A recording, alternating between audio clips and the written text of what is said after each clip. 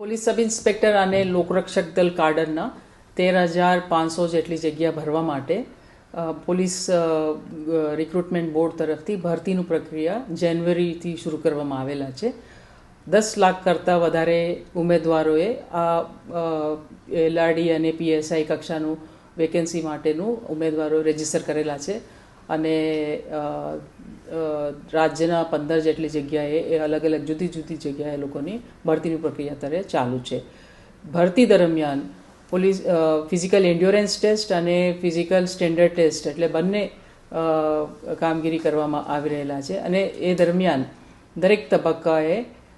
વધુમાં વધુ ટેકનોલોજી વાપરીને પારદર્શક રીતે ભરતી થાય એટલા માટે ગુજરાત પોલીસ ભરતી બોર્ડનો પ્રયાસ છે અને 0 એરર અમે ટાર્ગેટ રાખીને દરેક સેન્ટરમાં સીસીટીવી મોનિટરિંગ પણ કરવામાં આવી રહેલા છે અને તમામ પ્રક્રિયા ગુજરાત પોલીસ ભરતી બોર્ડનો કંટ્રોલ રૂમમાં લાઈવ મોનિટરિંગ પણ કરવામાં આવી રહેલા છે.